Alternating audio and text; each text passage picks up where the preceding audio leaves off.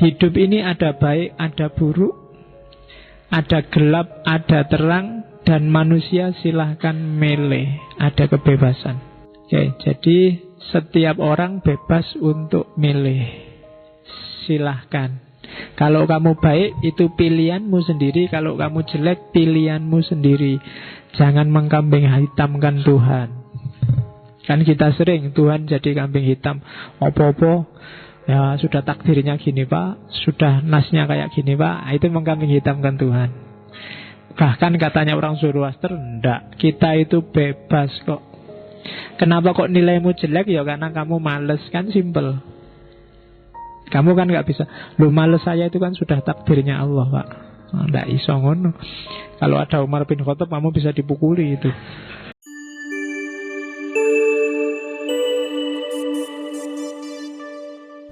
Assalamualaikum warahmatullahi wabarakatuh. Bismillahirrahmanirrahim. Alhamdulillahi rabbil alamin. Wassalatu wassalamu ala ashrafil anbiya'i wal mursalin, Sayyidina wa maulana Muhammadin wa ala alihi wa ashabihi ajma'in. Amma ba'du. Bismillah, mari kita lanjutkan ngaji filsafat kita. Mulai malam ini kita nyampe ke sesi apa ya jenenge? Ya, sebut aja manusia-manusia langit. Ya wis. Manusia-manusia langitan. Bulan ini aja, Januari. Nanti season kedua kapan-kapan kita lanjutkan. Karena banyak manusia-manusia langit itu. Kalau malam ini Zarathustra, referensi saya tidak bisa ke langsung Avesta. Avesta itu kitab sucinya orang Zoroaster. Seandainya ada juga saya tidak akan paham. Wong bahasanya bahasa Persia, jadi tak ambil dari yang pertama, Sufi besar Persia, Abul Hakim Firdausi, yang nulis Shahnameh. Dan yang kedua tak ambil dari India.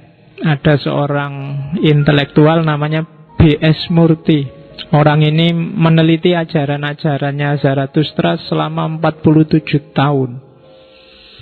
Dan bukunya diterbitkan tahun 81. Judulnya persis bukunya Nietzsche, Thus Sprach Zarathustra. Thus spake Zarathustra kalau pakai bahasa Inggris. Jadi judulnya sama, cuma kalau Nietzsche bukunya itu fiksi, imajinasi. Kalau B.S. Murty ini langsung dari Avesta. Dia menjelajahi ajaran-ajarannya. Dan nanti malam ini kita agak masuk ke sana. Agak masuk ke ajarannya, bukan teologinya ya. Saya nggak akan ngomong ada berapa sekte Zarathustra, kemudian cara ibadahnya, ritualnya gimana.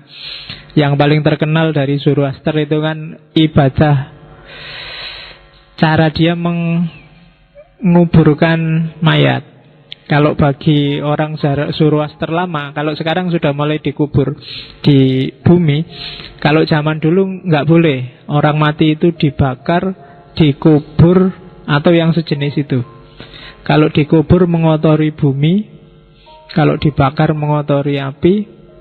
Jadi dibikinkan semacam tempat kayak panggung itu tinggi, terus mayatnya ditaruh di atas itu.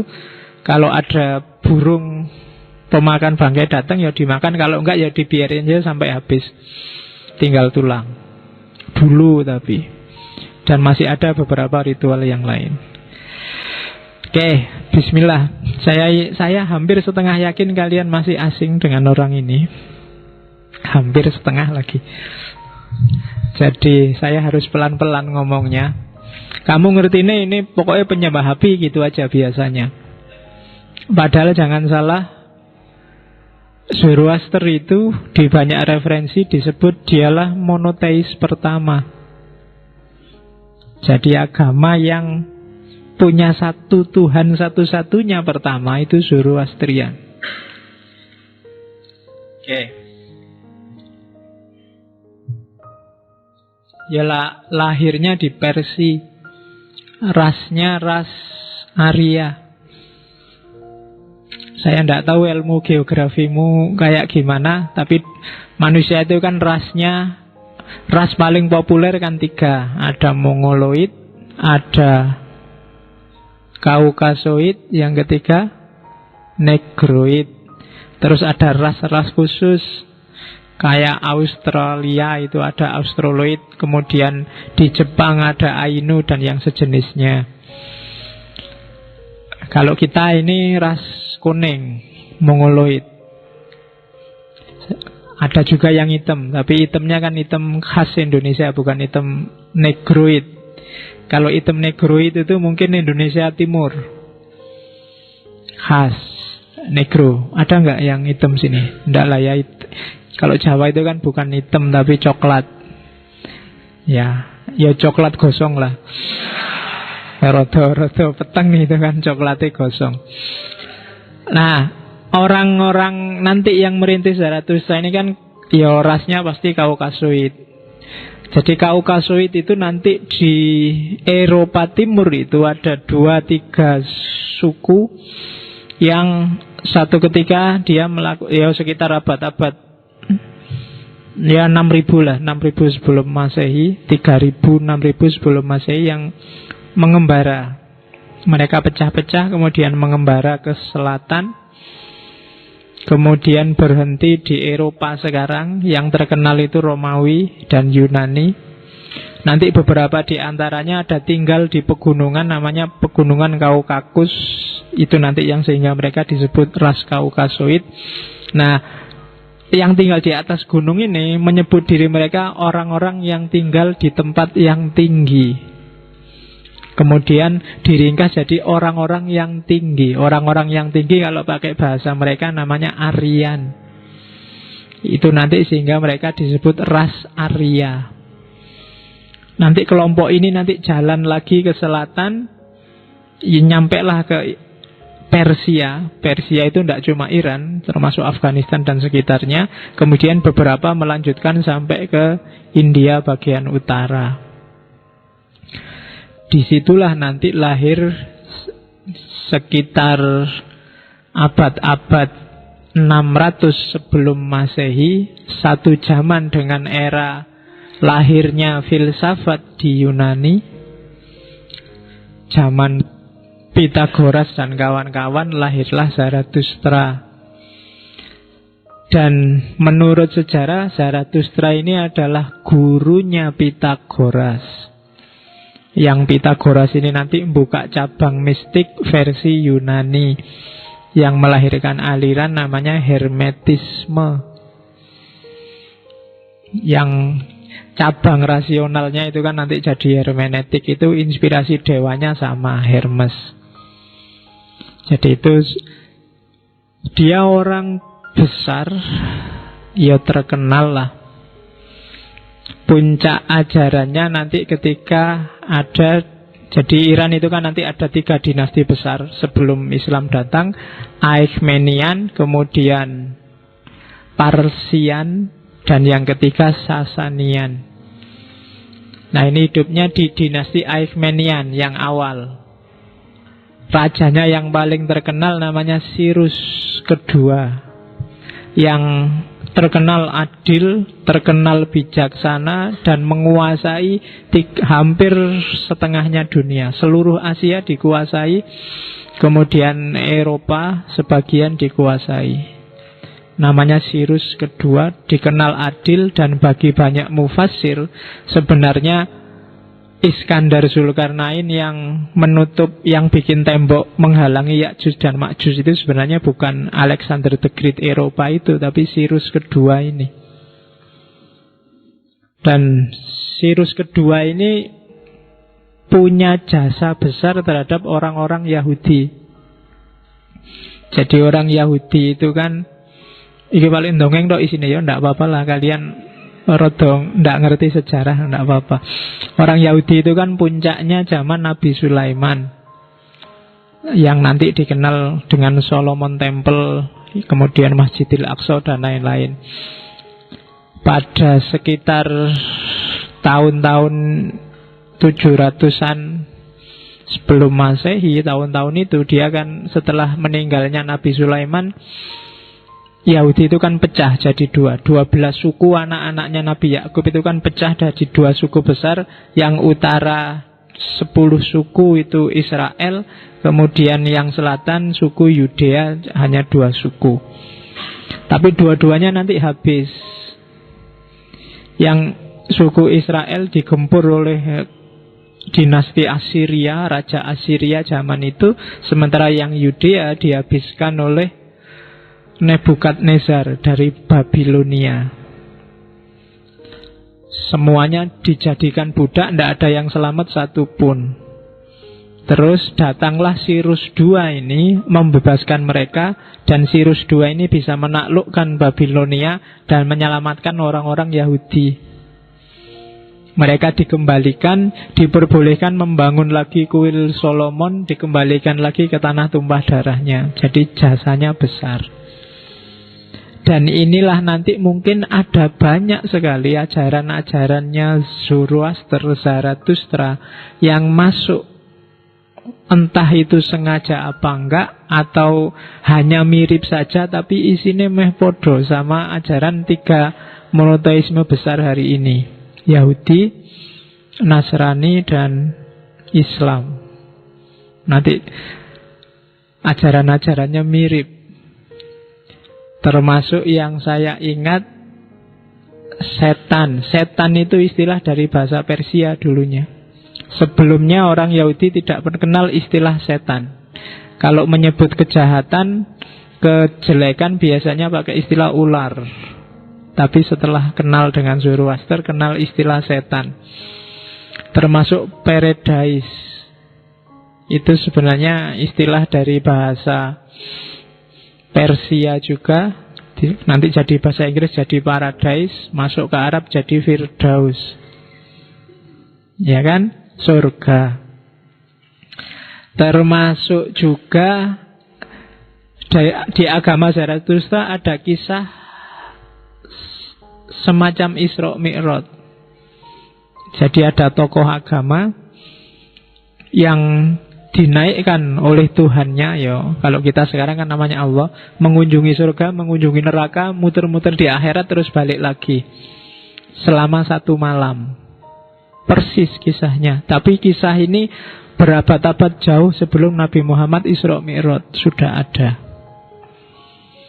Kemudian orang Zoroaster juga kenal Sirotol Mustaqim.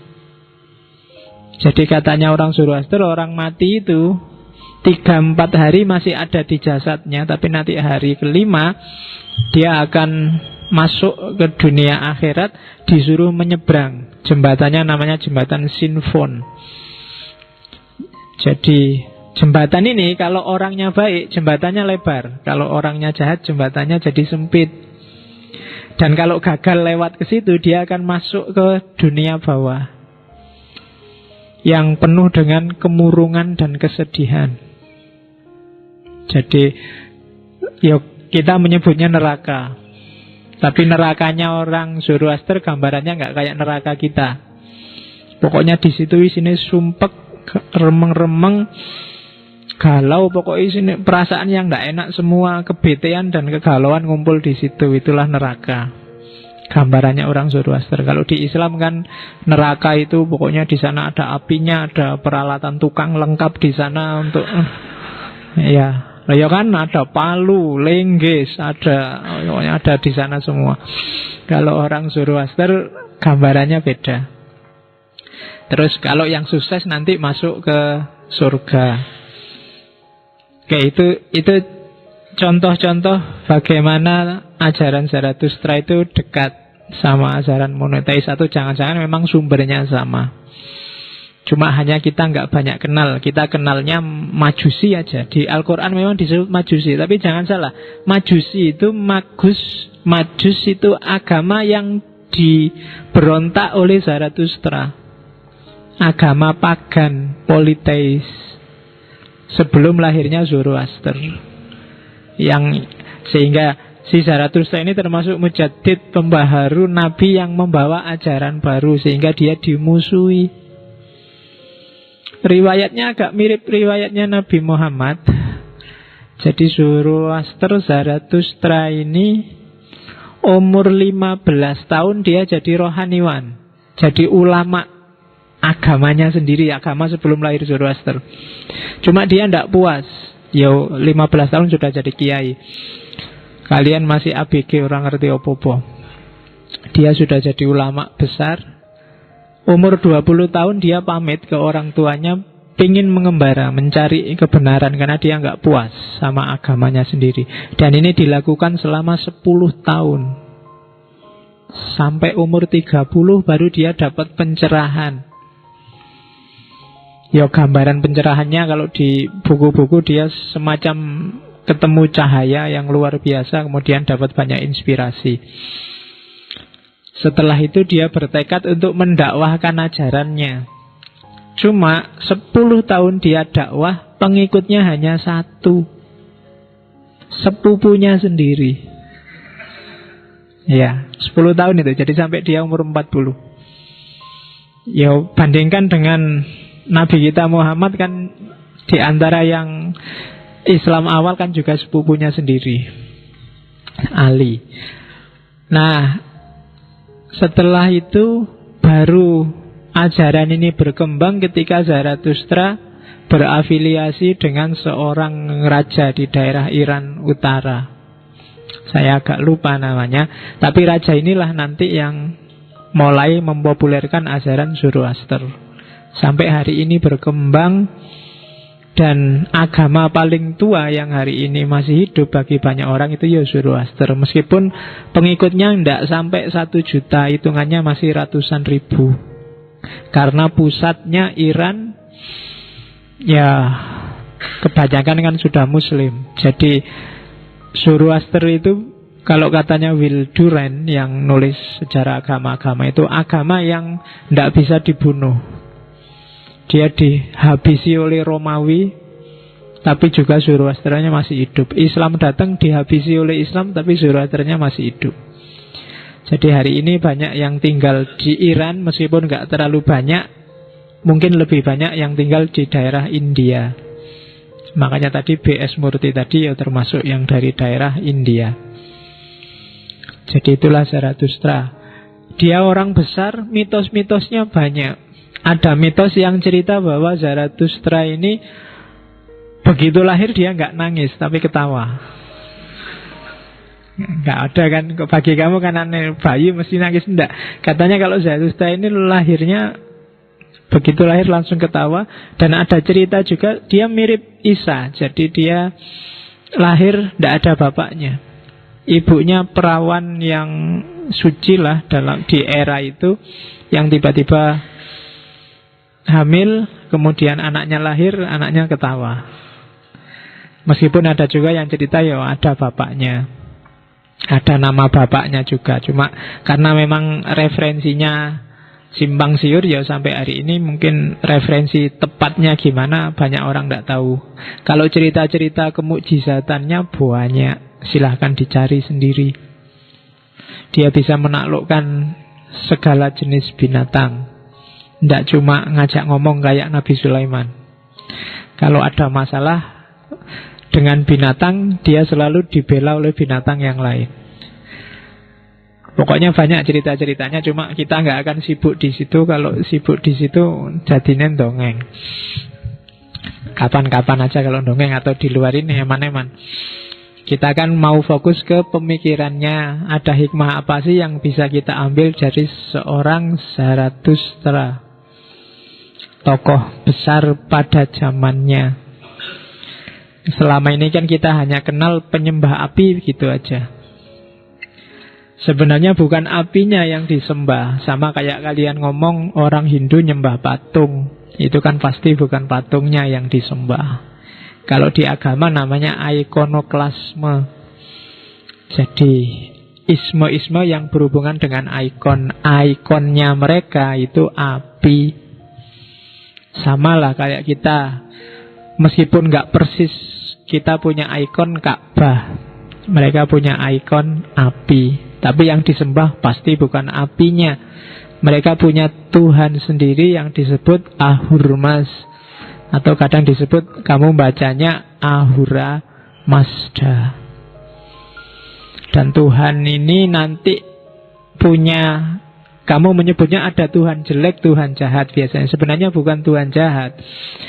Jadi ideologi Zoroaster adalah agama pertama yang memperkenalkan kalau kita hari ini malaikat. Jadi Ahurmas itu menciptakan makhluk-makhluk untuk membantu pekerjaannya, namanya Mangyu. Nanti Mangyu ini ada yang jahat, namanya Angura Manyu. Yang jahat ini yang berontak terhadap Ahura Mazda, berontak pada Tuhan yang maha baik. Sama kayak iblis sama setan itu loh. Aslinya dia malaikat tapi terus berontak. Namanya Angura Manyu. Jenis malaikat yang jahat itu di Zoroaster disebut Devata. Devata itu nanti diserap oleh tradisi Hindu disebut dewa, termasuk masuk ke Jawa. Oke, jadi itu gambarannya. Yang jelas khazanah spiritual besar dunia harus melewati Zarathustra dan Zoroaster. Makanya harus saya selake ngomong ini sebelum nanti masuk ke India, sebelum masuk ke Jawa, ke Eropa, dan lain-lain. Oke, itu gambarnya imajinatif, tidak apa-apa ya. Kalau di internet gambarnya kamu ketemunya itu pasti. Karena memang 600 tahun sebelum Masehi ya tidak ada selfie, tidak ada foto. Jadi itu dikira-kira wae zaman itu. Ya mesti nggak jubahan sebagus itu, nggak pakai baju seindah itu. Ya sesuai zaman itu. Cuma itu gambarnya sekarang. Oke, bismillah. Setengah jam lebih ya saya cerita tentang Zoroaster. Kita masuk, kita cari hikmah apa yang bisa kita ambil dari seorang Zoroaster. Saya ingin ngomong sedikit sebelum masuk ke sana. Perhatikan bahwa hampir di semua tradisi mistik agama-agama, api dan cahaya itu selalu jadi simbol ketuhanan. Tidak cuma Zoroaster. Jadi tidak luar biasa kalau mereka dalam ritualnya menggunakan media api. Jadi kalau di Hindu itu api disebut bahkan jadi dewa, namanya yang Agni. Nabi Musa waktu dialog sama Allah, ilustrasinya ya kan, Allah menampakkan diri itu api. Kemudian Isa atau Yesus juga pernah menyebut, kenalilah kerajaan Tuhan dan Tuhan dalam dirimu. Dan simbolisasinya api dan cahaya. Ayat Al-Quran juga banyak yang ngomong simbolnya Allah itu cahaya. Allahu nurus samawati wal ard, itu kan cahaya. Bahkan disimbolkan semacam pelita. Masalu nurihi kamiskatin fiha misbah al misbahu fi zujaja, dan seterusnya. Jadi api dan cahaya. Kalau di agama Hindu itu disebut pelita, cahaya ilahi. Kalau di agama Buddha disebut pencerahan, nirwana, dan seterusnya. Jadi tidak ada luar biasanya. Kamu nggak harus heran kok ada yang nyembah api. Karena memang cahaya itu manifestasi visual paling dekat dengan cahaya itu api. Bahkan zaman dulu sampai karena cahaya dan api, terus ketemunya matahari. Akhirnya ada banyak suku-suku tertentu yang disembah matahari. Bukan urusan kok bodoh banget ya matahari itu bisa apa, kan harusnya yang menciptakan matahari kan gitu. Tapi jalan pikirannya mereka begitu. Termasuk yang paling terkenal Ratu Saba yang disebut dalam Al-Quran. Itu kan Kila juga menyembah matahari. Sebenarnya fokusnya pada simbolisme api dan cahaya, termasuk beberapa agama Jepang. Jadi api dan cahaya itu membacanya simbolisme, bukan Tuhannya. Jangan disebut orang Zoroaster menyembah api, ndak. Kalau kamu sebut itu mereka marah. Sama kayak kamu dibilang orang Islam nyembah Ka'bah, kan enggak? Atau jangan-jangan kamu mau jawab iya, dimarahi orang banyak kamu. Jadi itu simbolisme. Karena mereka punya Tuhan sendiri, kita punya Allah, mereka punya Ahurmas. Oke. Secara umum ajaran-ajarannya Zoroaster, yang pertama adalah kebebasan manusia untuk memilih. Bebas mikir, bebas milih. Jangan salah, ini maju sekian ribu abad. Hari ini masih banyak orang yang tidak percaya dengan kebebasan manusia. Tapi jauh sebelumnya Zoroaster sudah bilang bahwa hidup ini ada baik, ada buruk, ada gelap, ada terang, dan manusia silahkan milih. Ada kebebasan. Oke, jadi setiap orang bebas untuk milih. Silahkan. Kalau kamu baik, itu pilihanmu sendiri. Kalau kamu jelek, pilihanmu sendiri. Jangan mengkambing hitamkan Tuhan.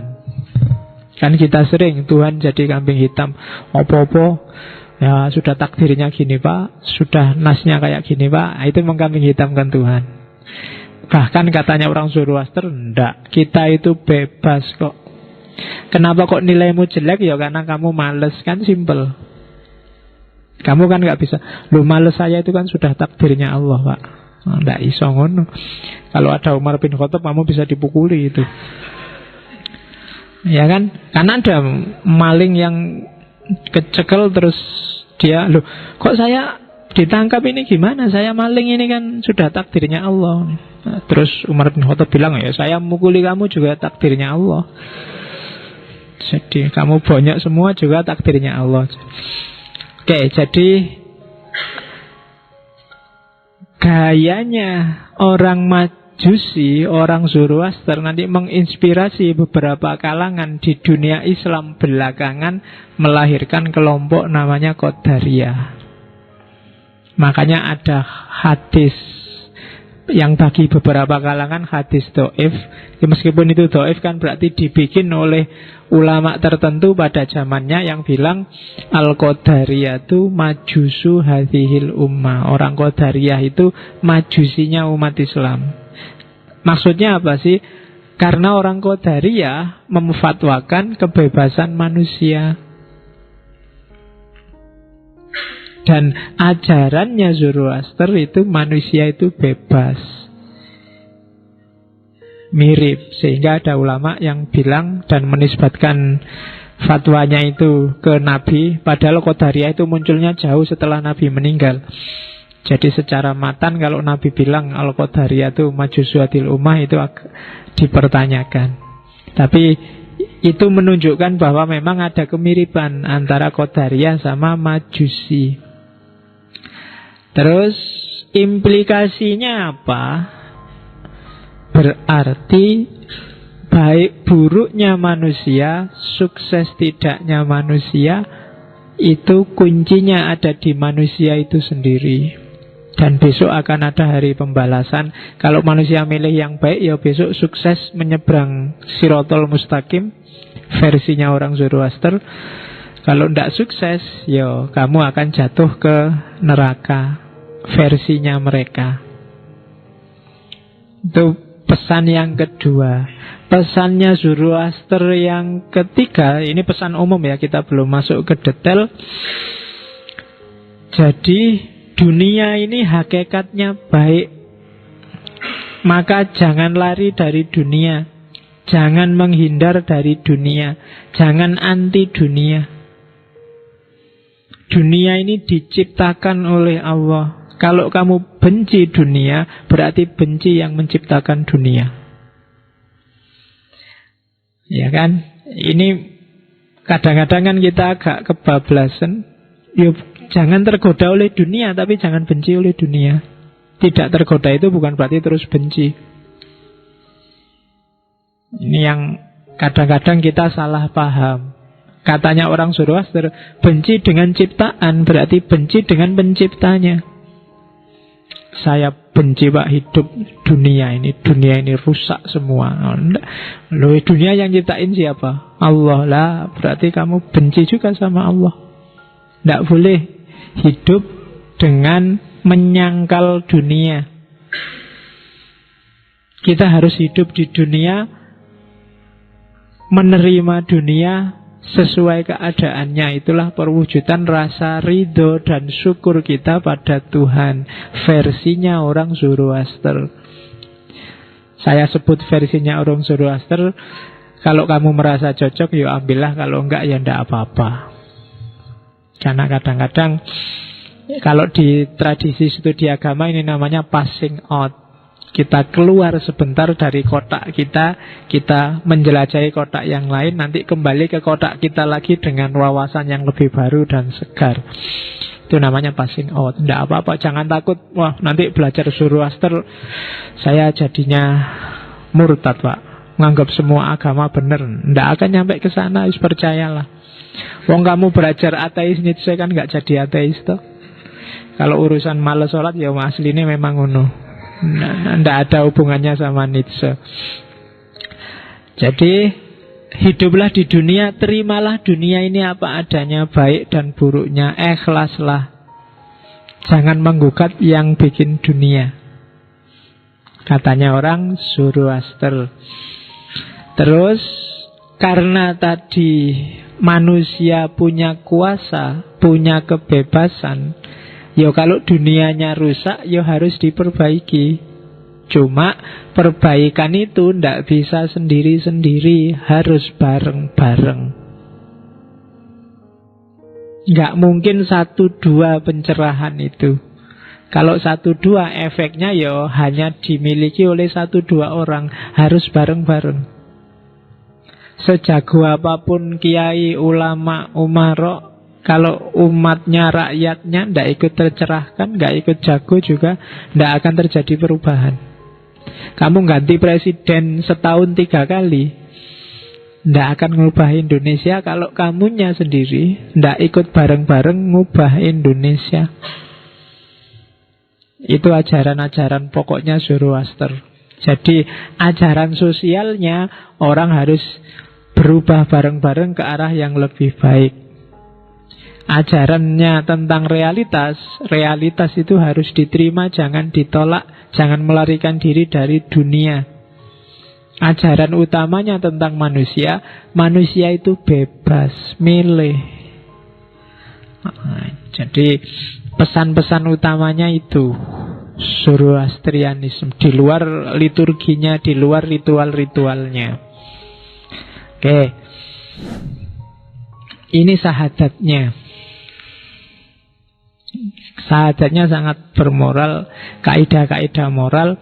Saya tidak tahu membacanya gimana, aku tidak ngerti ya bahasa anunya, ngerti terjemahan itu. Ada huk mata sama huk ukta sama huk warsta. Mungkin huk itu artinya benar. Mungkin pikiran yang benar, kata-kata yang benar, dan perilaku yang benar.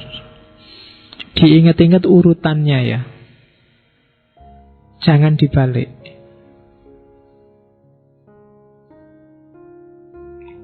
Hidupmu akan bagus, baik, sukses, beres. Pertama-tama pikiranmu harus beres dulu. Mikirmu harus benar dulu. Kalau mikirnya ndak jelas ya, omonganmu ndak jelas, perilakumu ndak jelas.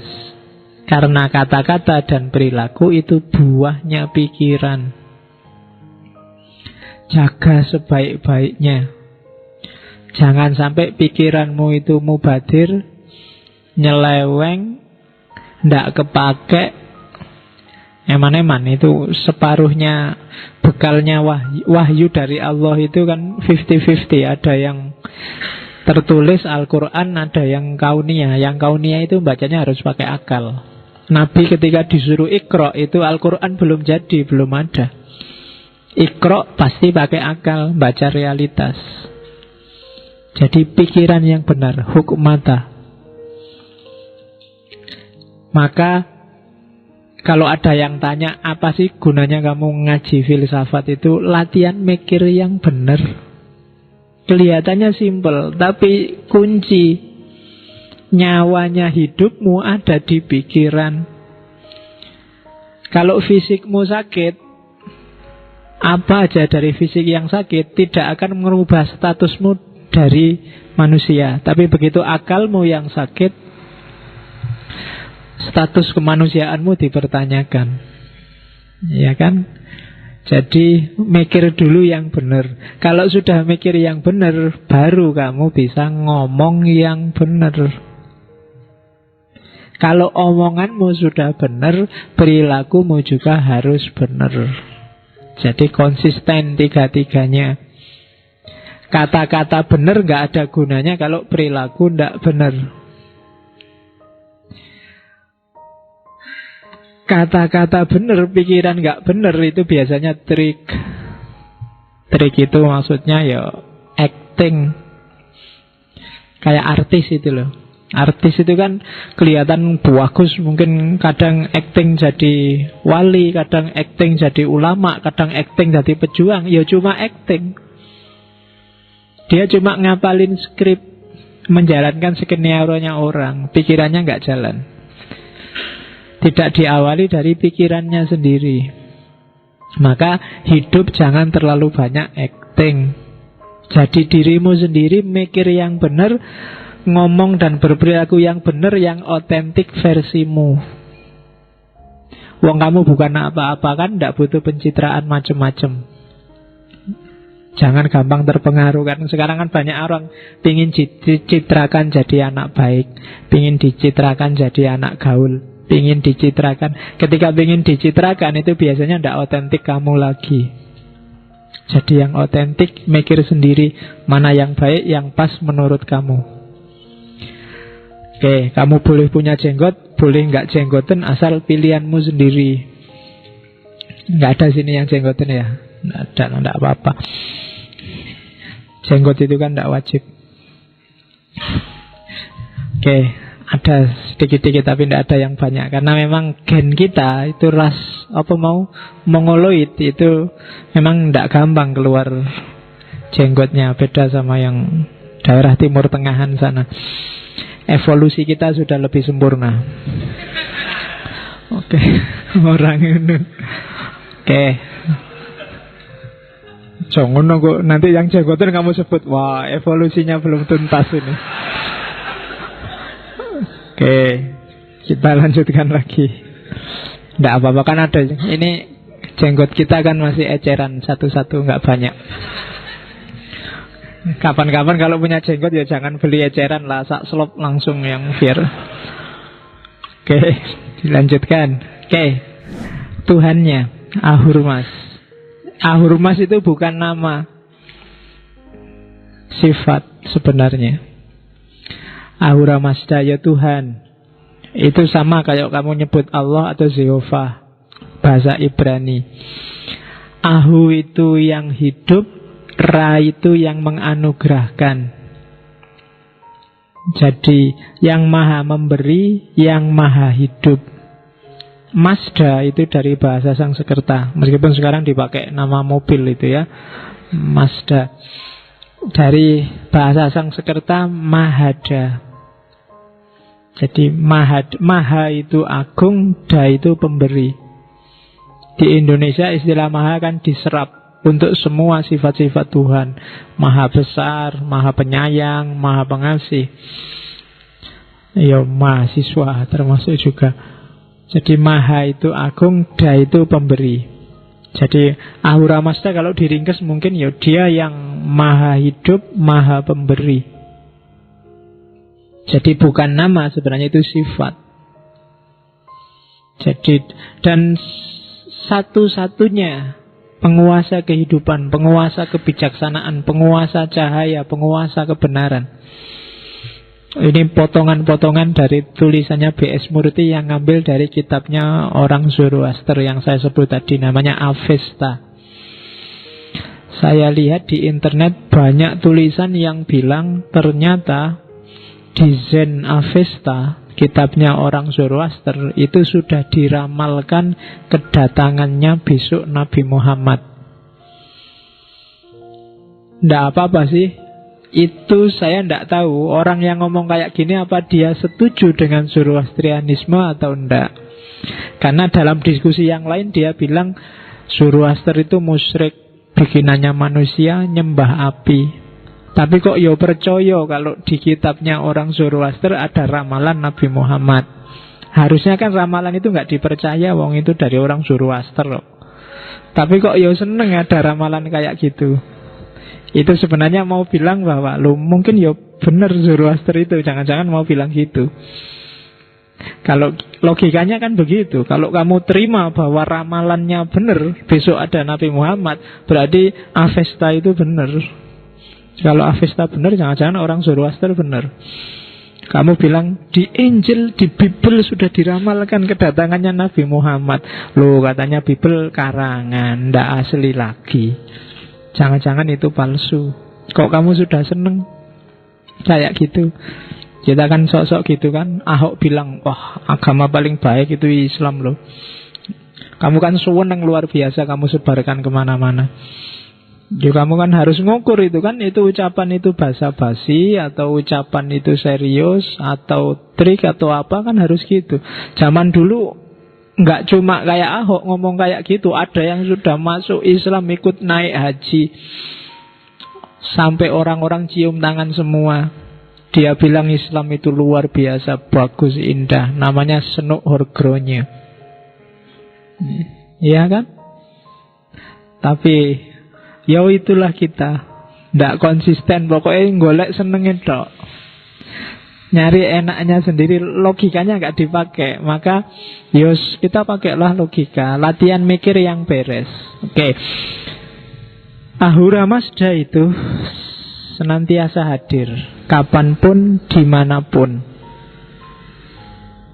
Ya, mirip kalau kata-kata Ahura Mazda di slide ini semuanya nanti kamu ganti dengan Allah. Itu menurutku loh ya, yo masuk-masuk saja. Tidak perlu melanglang buana atau ke antariksa untuk mencarinya.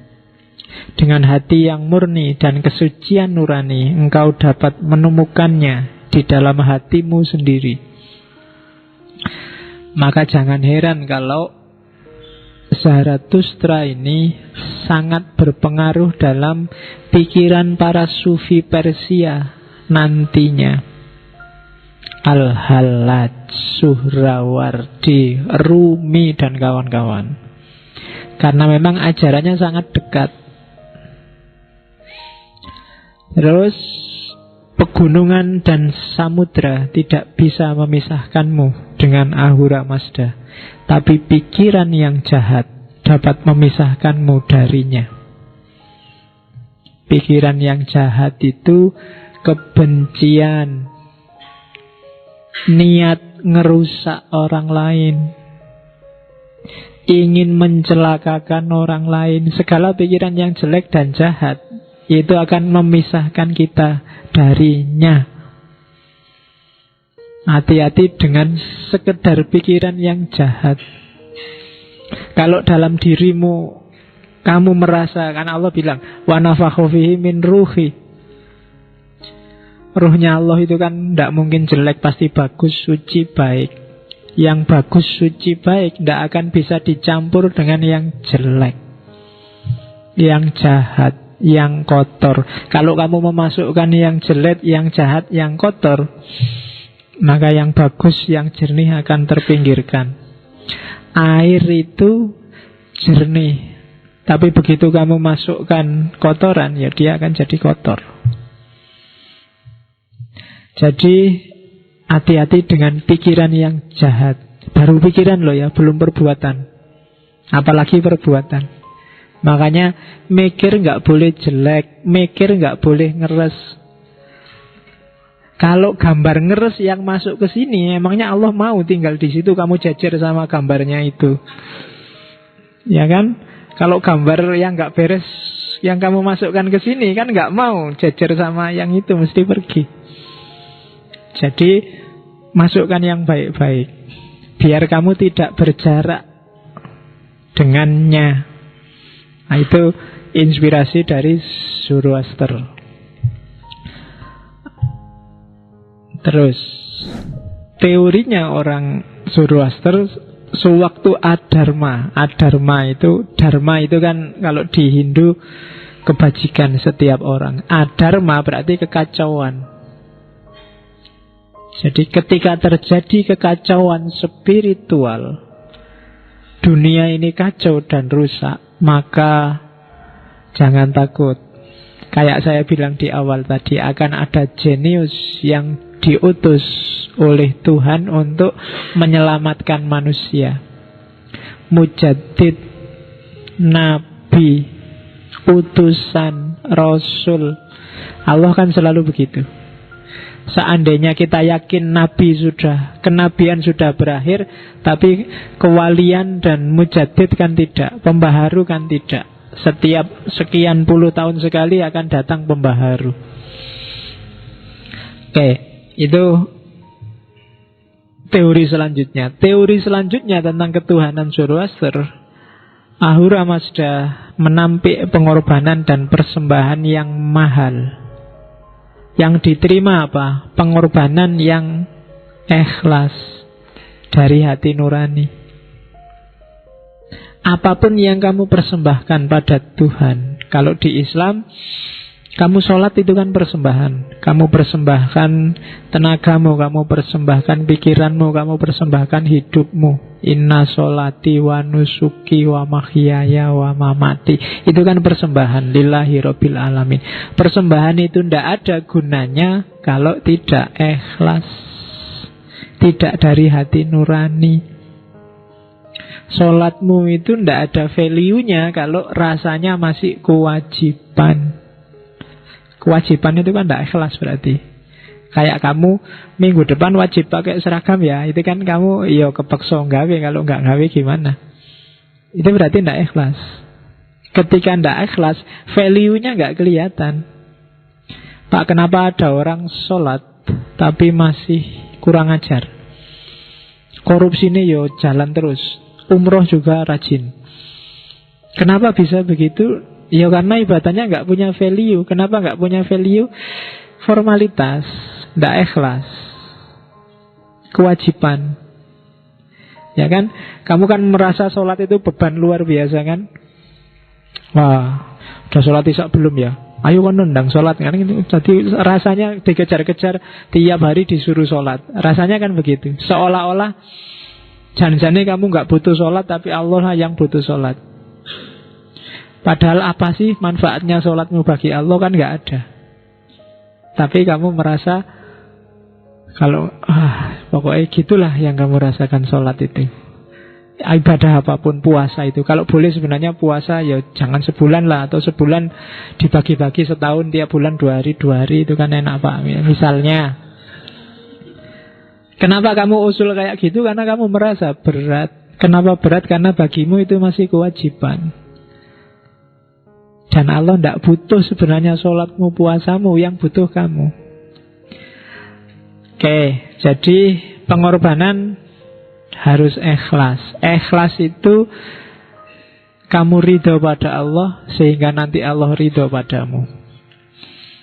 Oke, terus Kalimat terakhir itu kalau di Avesta, aku tidak paham akan hakikatmu, wahai Ahurmas, namun apapun juga adalah di kau semata. Aku tidak ngerti Allah itu apa dan bagaimana, pokoknya aku yakin ada dan dia ada dimanapun. Segalanya dia. Ini deklarasi keimanan. Sejak kemarin saya tidak tahu sesi keberapa itu, 2-3 sesi kita ngomong perdebatan ada Tuhan, ada tidaknya Tuhan. Dan itu tidak selesai-selesai, kamu bingung luar biasa. Sifat-sifatnya kok tabrakan semua. Tapi katanya Zoroaster tidak tahu Allah itu apa dan bagaimana. Pokoknya aku percaya ada. Titik. Tidak harus cerewet. Daripada capek-capek. Percaya ada itu sama kayak rumusnya Zoroaster tadi. Di pikiran, di kata-kata, dan di perbuatan. Coba dicek, apakah caramu mikir menunjukkan kamu percaya ada Allah apa enggak? Apakah caramu ngomong menunjukkan kamu percaya ada Allah apa enggak? Apakah caramu bertindak menunjukkan kamu percaya ada Allah apa enggak? Kalau kamu gagal terus kamu putus asa, itu menunjukkan kamu tidak percaya Allah ada. Kalau kamu jomblo terus kamu stres, itu menunjukkan kamu tidak percaya. Jangan-jangan kamu tanya, sebenarnya jodohku itu ada benar apa enggak ya? Ada enggak yang mengeluh gitu? Itu berarti kamu tidak percaya kalau Allah itu ada. Kata-kata juga begitu. Kenapa sombong itu sangat-sangat diwanti-wanti untuk diharamkan? Karena begitu kamu sombong, apakah dalam kata-kata atau perbuatan, berarti kamu tidak percaya kalau Allah itu ada. Jadi aku tidak paham Allah itu apa dan bagaimana, tapi aku percaya bahwa Allah itu ada. Kalau orang Jawa bilangnya Gusti Allah ora sare. Oke, jadi itu kebertuhanannya Zoroaster. Terus api. Saya potong beberapa kalimat yang ada hubungannya sama api. Bagi yang belajar antropologi, api adalah titik awal ketika manusia mengenal kebudayaan. Orang mulai ngerti nyimpen makanan, masak makanan untuk banyak kepentingan, termasuk ngusir hewan, nyari kehangatan, itu ketika api dikenal. Ya nanti kapan-kapan kamu surfing, coba dibaca sejarahnya api, termasuk segala mitologi yang berhubungan dengan api. Kalau di Yunani diyakini api itu yang punya dewa petir, rajanya dewa Zeus. Sebenarnya manusia tidak boleh pakai api karena itu kunci kekuatannya dewa. Tapi kalau di Yunani terus dicuri oleh namanya Prometheus. Prometheus ini nyuri apinya Zeus, dikasihkan ke manusia, sehingga manusia bisa memanfaatkan api. Gara-gara ini nanti Prometheus dihukum oleh Zeus. Dia diikat di atas gunung, terus jantungnya setiap kali dimakan sama burung elang itu. Dimakan, jantungnya hilang, paginya muncul jantungnya lagi, dimakan lagi, muncul dimakan lagi. Dan nanti akhirnya dia diselamatkan oleh Hercules, Herakles, manusia setengah dewa. Saya tidak tahu menyelamatkannya dibantu Sina apa enggak. Yang lebih seru kalau duet berdua. Oke. Nah, orang Zoroaster melihat hal yang sama. Pancaran cahaya ilahi, simbolisasinya api. Ketika mereka menatap api, perintahnya apa? Berkontemplasilah. Tataplah api, fokuskan dirimu ke api untuk membersihkan pikiran. Jadi semacam meditasi, menenangkan pikiran. Oke, terus api naik ke atas dan mengangkat jalan pikiran ilahi. Api itu kan gerakannya ke atas, jilatannya ke atas. Dia memusnahkan semua yang dia telan, kemudian mengangkatnya ke atas. Sama kayak persembahan. Persembahan itu kan memusnahkan semua ego dan kamu persembahkan ke atas kepada Tuhan. Jadi simbolismenya semacam itu. Dosamu itu bakarlah, kekotoranmu itu bakarlah. Menghadaplah Tuhan dalam kondisi suci. Jadi simbolisasinya bunyinya semacam itu kalau di Zoroaster. Jadilah seperti api. Api mensucikan apapun yang disentuhnya, namun ia sendiri tidak pernah terkotori. Tidak ada api kotor, tidak ada api tidak jernih. Api itu ya selalu kayak gitu. Yang berani mendekat dijadikan api oleh api. Kertas mendekat, dia jadi api. Copet mendekat, dipukuli sama orang terus dibakar, ya dia jadi api. Bersih jadi api. Jadi bahkan orang meninggal di banyak tradisi kan juga dibakar, jadi api. Dia konsisten. Api tidak kayak air. Air itu kemasukan kotor, dia ikut jadi kotor. Tapi kalau api, dia akan tetap seperti api. Yang datang akan diolah jadi dirinya. Itu api. Maka api dijadikan simbol oleh banyak tradisi. Oke. Jadi mungkin ada yang pernah latihan meditasi. Biasanya fase-fase awal kalian disuruh konsentrasi menatap lilin. Ya kan? Saya tidak tahu mungkin kenapa kok lilin. Ya kamu tanyakan ke mastermu, gurumu, ustadzmu, ngapain kok lilin, mbok menatap TV apa menatap HP apa doai. Ngapain kok ya lilin gitu kan. Coba tanya rahasianya apa. Atau kamu coba ya nanti malam, bawa lilin kecil aja, taruh di bawah, di depanmu paling jarak 30-an senti lah ya. Tapi di depanmu kasih kaca. Jadi kaca, wajahmu, terus lilinnya di tengah, sana kasih kaca. Ya perhatikan lilin. Tapi nanti kalau sudah capek, kamu lihatlah kaca. Jangan kaget kalau wajahmu berubah-ubah. Entah jadi siapa, entah kok nggak kayak aku. Coba aja. Oke, wedi nangan kamu. Coba aja, enggak apa-apa. Cobaan ya. Nanti kalau tapi wajahmu berubah-ubah biasa aja. Itu deviasi mata itu biasa. Itu nanti lama-lama akan kelihatan warna auramu. Auramu warnanya apa? Cuma kalau kamu takut duluan ya nggak jadi. Ya.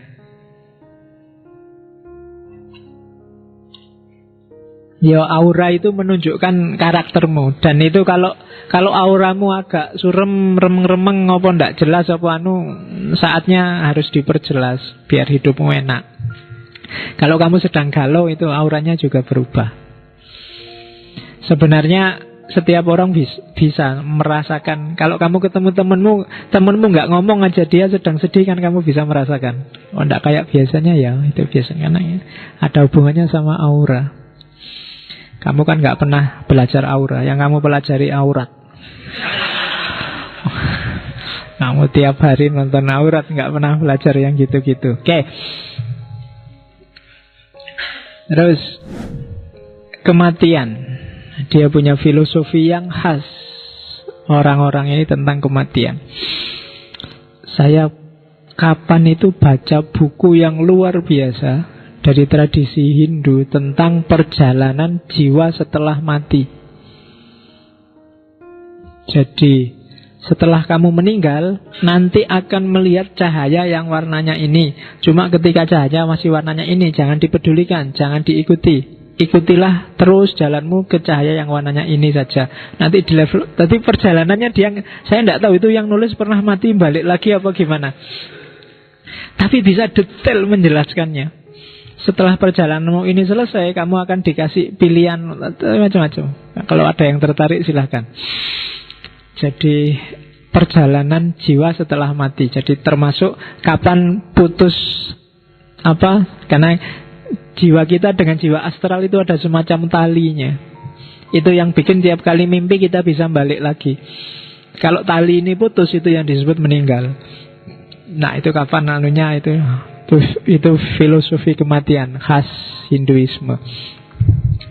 Oke, katanya orang Zoroaster, kehidupan masa kini adalah awal kehidupan yang akan datang.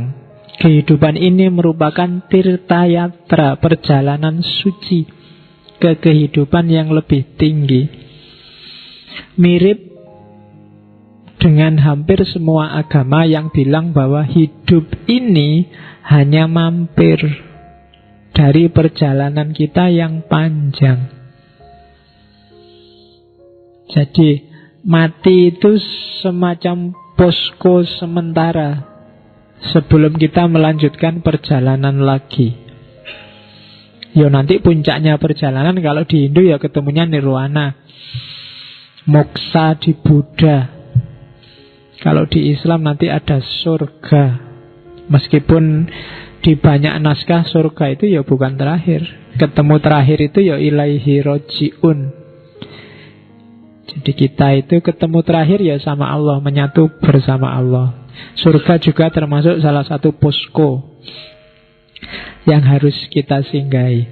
Terus katanya Zoroaster, jangan melarikan diri dari kematian, karena tidak ada yang dapat musnah sebelum waktunya tiba, dan tidak ada yang dapat menyelamatkanmu dari kematian sewaktu saatnya sudah tiba.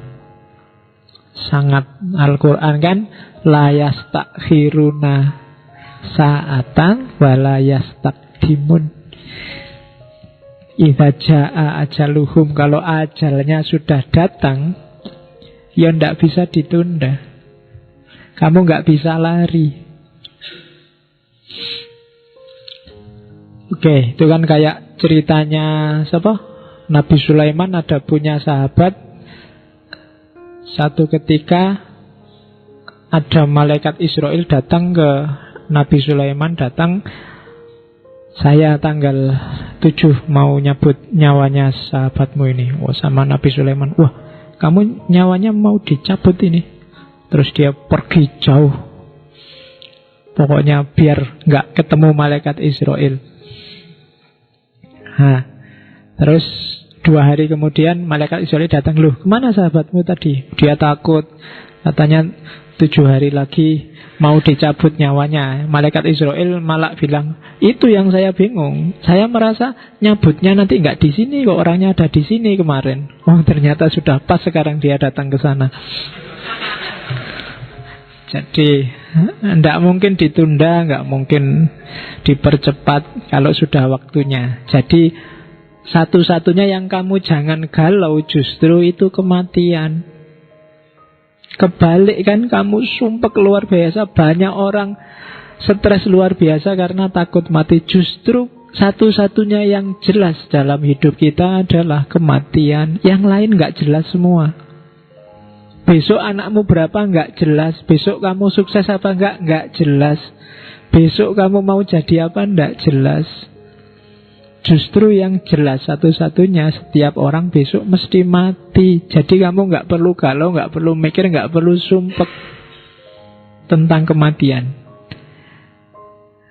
Terus hitunglah setiap hari ibarat anak tangga ke arah kematian, dan hiduplah setiap hari seakan-akan hari ini hari terakhirmu. Hadis kan ada yang kayak gini kan, ikmal lidunyaka ka'annaka ta'ishu abadan, dan seterusnya. Oke, jadi kematian kredonya, ajarannya ternyata tidak jauh-jauh juga sama ajaran kita. Mereka yakin ujung hidup kita kematian, dan setelah kematian hidup tidak selesai tapi melanjutkan perjalanan. Ada tadi siratal mustaqim, surga neraka segala. Oke, Yang eskatologi sudah, sekarang kita turun ke bumi. Ajaran-ajaran dunianya tentang alam. Katanya Zoroaster, kunci hidup yang pertama, jangan sampai kita buta terhadap logika alam, terhadap sunnatullah.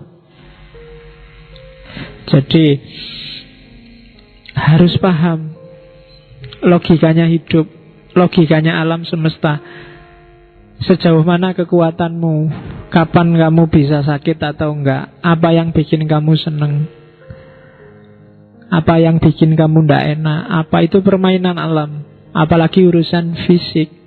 Jangan sampai kita buta. Kalau kita buta, ya kita akan ditaklukkan oleh alam. Padahal tugas kita kan taskhir, sakhara lakum. Allah sudah menaklukkan alam semesta untuk kita, ya kita jangan buta. Terus menyatulah, itu ayat yang kedua. Ingatlah, kamu taklukkan alam, tapi dirimu juga bagian dari alam semesta. Maka kenali alam semesta juga kenali dirimu sebenarnya.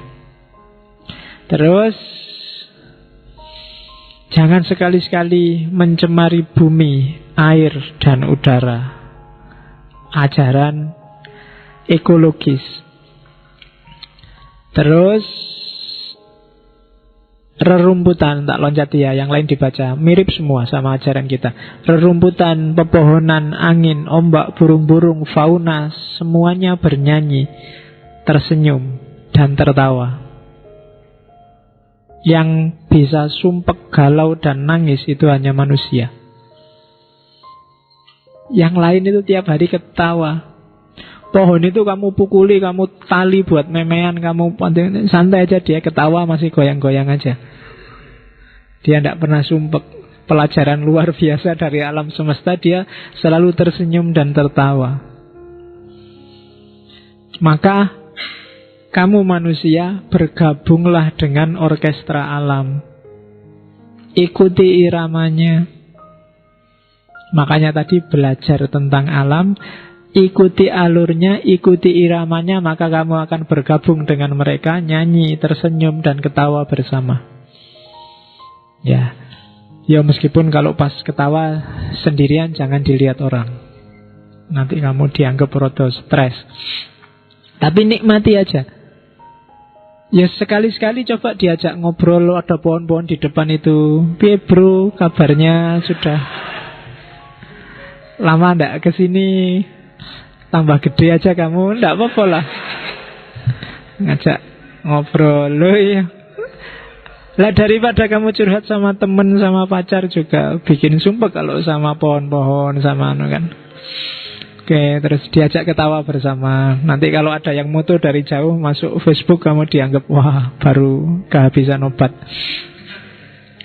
Tapi ndak apa-apa berakrab ria. Yo, anggap aja kamu setengahnya Nabi Sulaiman apa sopo yang bisa ngobrol sama makhluk hidup. Ya. Oke, jadi sama alam harus akrab, menyatulah dan pahamilah ritmenya. Kelemahan manusia modern itu.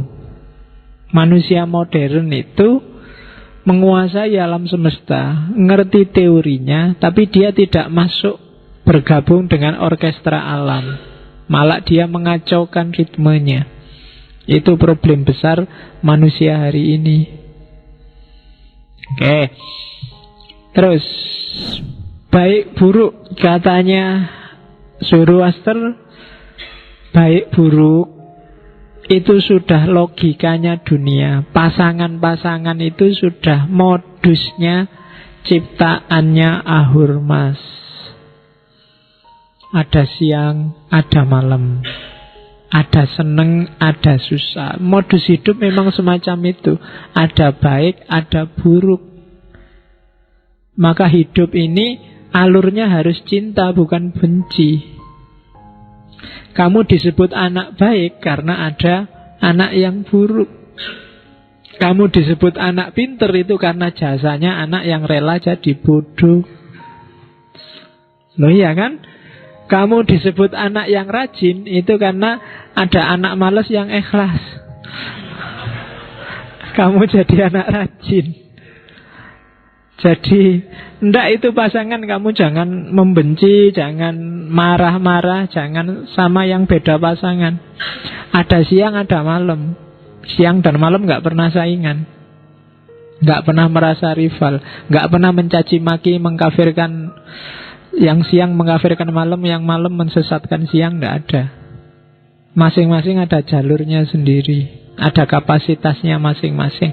Dan oleh Ahurmas, semua itu memang diciptakan untuk mewujudkan visinya. Sudah kadung menciptakan surga, menciptakan neraka. Kalau manusia dibuat baik semua, lah buat apa? Sudah kandung janji ada pahala, ada siksa. Ya kalau semua sama kan nanti ada yang tidak kepake.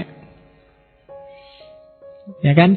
Semua ada tujuannya. Kalau di filsafat namanya teleologis. Jadi ada telosnya, ada skenarionya. Terus dan semua itu sesuai dengan citranya Ahurmas.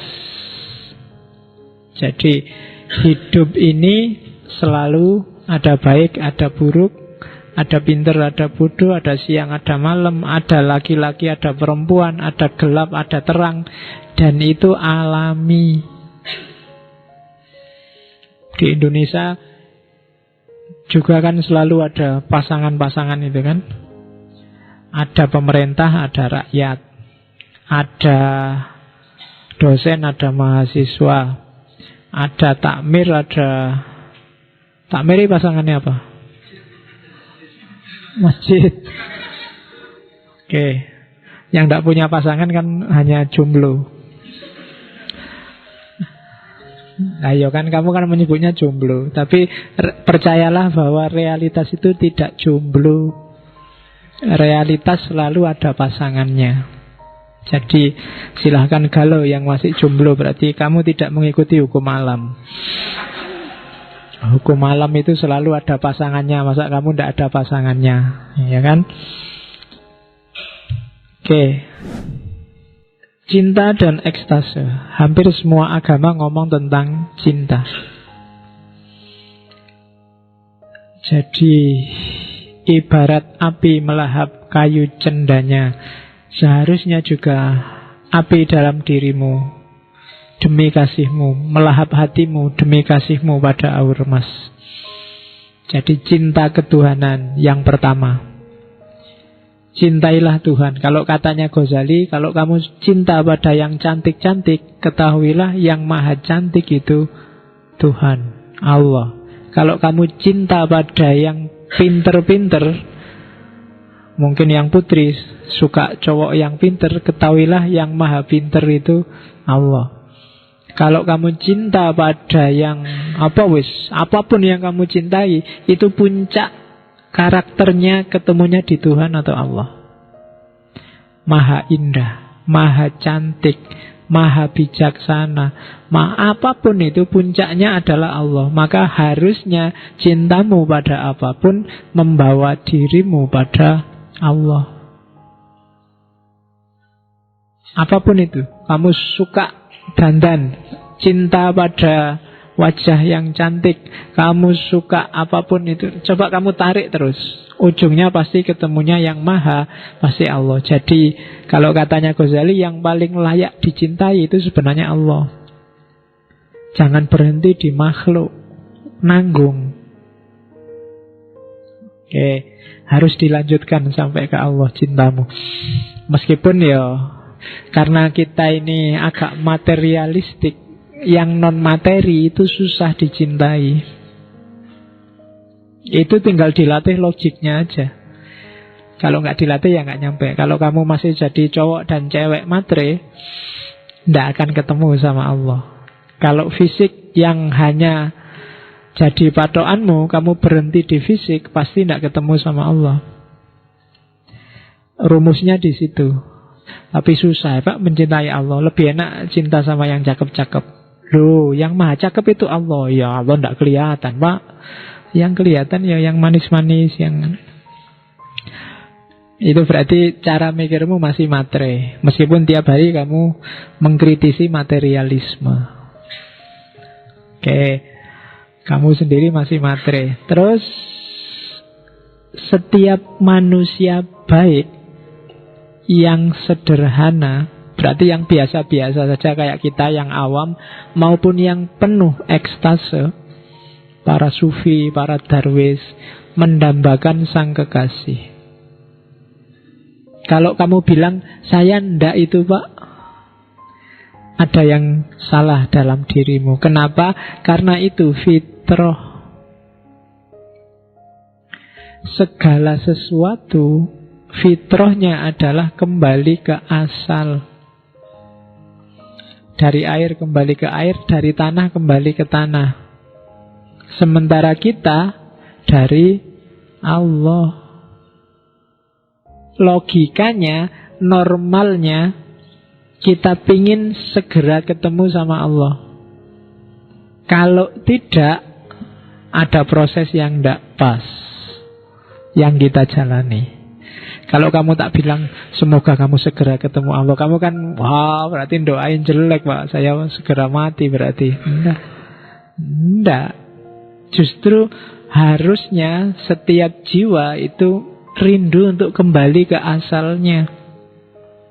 Karena jiwamu asalnya dari Allah. Kalau tidak, ya mulai sekarang diperbaiki, dicari lagi sampai kamu pingin ketemu asal. Kayak kamu di kampungmu itu loh. Kampungmu itu meskipun jelek di desa, kalau di sana harus ganti kendaraan 4, 5, 7 kali, tapi kan kamu kangen pingin pulang kampung terus. Meskipun hidup di Jogja, di sini rame apa-apa ada, tiap kali mudik kamu kan senang luar biasa. Ada kerinduan tertentu. Itu sebenarnya kembali ke asal, itu fitrah. Makanya kalau Idul Fitri semua orang mudik. Mudik itu berarti kembali ke fitrah. Fitrahmu ya dari kampung, ya kampung aja yang kamu rindukan, kan gitu. Yang dulunya pernah di Jogja terus nggak di Jogja, mesti rindu ke Jogja karena dulu pernah di Jogja. Jadi asalnya dari mana, pernah ngalami apa aja, biasanya orang rindu. Nah, harusnya setiap orang juga jatuh cinta sama sang kekasih Allah. Karena innalillahi wa inna ilaihi roji'un, kita itu dari Allah dan nanti kembali ke sana. Oke. Cinta itu ada di mana-mana, baik di gua maupun di kuil. Cuma pesannya Zoroaster, kalau kamu sudah ekstase, sudah mabuk dengan cinta ketuhanan, jangan bilang-bilang. Jangan kau ungkap misteri kasih dan ekstase ini ke orang yang tidak menghargainya. Karena mereka sibuk memuji diri mereka sendiri dan akhirnya mati dalam kebodohan. Tidak ngalami nilai-nilai indah ini. Jadi ini yang dialami para sufi, para darwis yang sering mengalami tragedi dalam hidupnya karena saking asiknya mereka lupa bilang-bilang ke orang-orang yang harusnya belum nyampe untuk dengar itu. Jadi pesannya Zoroaster, sudahlah, gak usah banyak bilang-bilang. Di luar banyak orang yang egois, yang dipuja diri mereka sendiri, dan mereka akan mati dalam kebodohan. Biar aja, kamu nikmatilah keindahanmu. Itu pesannya Zoroaster. Jadi pendapatnya Zoroaster tentang cinta dan ekstase. Terus syukur. Syukur bahasa Indonesia ya, bukan bahasa Jawa. Karena orang Jawa disyukurno itu berarti dikapokkan, disyukur ora kowe. Oke, jadi syukur itu berarti berterima kasih, matur nuwun. Karena segala yang terjadi, yang indah, yang baik dalam diri kita, itu yang ngatur Tuhan. Katanya Zoroaster, itu dari Ahurmas. Kamu hari ini masih bisa narik nafas dan mengeluarkan nafas, itu kan seizin Allah. Kalau Allah nggak mengizinkan, kamu bisa narik saja, nggak bisa keluar juga, wassalam. Ya kan, kamu duduk nanti masih bisa berdiri, itu kan juga Allah yang mengizinkan, yang ngatur. Maka tiap gerak langkahmu, tiap detak jantungmu harusnya alhamdulillah. Segala puji bagi Allah. Apapun yang terjadi, sebenarnya nggak ada sedikit pun alasan kamu mengeluh kalau itu di hadapan Allah. Karena sudah sangat banyak, tidak bisa dihitung, nggak bisa dikira-kira pemberiannya Allah padamu. Apapun itu. Makanya ada kiai yang setiap ngomong di kesempatan apapun, di momen apapun, itu alhamdulillah. Biasanya kan kamu diatur. Kalau sedang alpa bilangnya astagfirullah. Kalau sedang geleng-geleng kepala bilangnya Masya Allah. Kalau ada yang luar biasa bilangnya Subhanallah, kan gitu. Kalau lihat orang melakukan dosa, astagfirullah, kan? Ada mahasiswi pakai rok mini, astagfirullah, kan gitu. Harusnya kalau pakai teori syukur itu alhamdulillah. Loh ya kan? Yo. Loh, alasannya banyak, tinggal kamu cari. Loh kok alhamdulillah, Pak? Loh alhamdulillah matamu masih sehat. Ya kan? Alhamdulillah kamu masih normal. Banyak orang yang nonton lawan jenisnya nggak tertarik, berarti alhamdulillah normal kan gitu. Alhamdulillah, bukan alhamdulillah karena lihatnya, tapi karena anugerahnya Allah. Oke. Itu kan sudah di skenario Allah, kamu lihat itu takdirnya Allah. Terima kasih Allah dikasih bonus, kan gitu. Oke. Dan rumusnya hidup bahagia memang alhamdulillah. Minggu lalu kita ngomong kebahagiaan, sebenarnya rumus simpelnya alhamdulillah. Apapun jalannya, apapun teorinya yang kamu ajukan, kalau kamu tidak alhamdulillah, pasti kamu belum bahagia. Maka alhamdulillah lah, hayati alhamdulillah dalam hidupmu. Itu berarti kamu rela, kamu ridho diapain aja oleh Allah, berarti kamu bahagia sudah. Jadi rumusnya sebenarnya alhamdulillah. Maka syukurlah kalau di Zoroaster.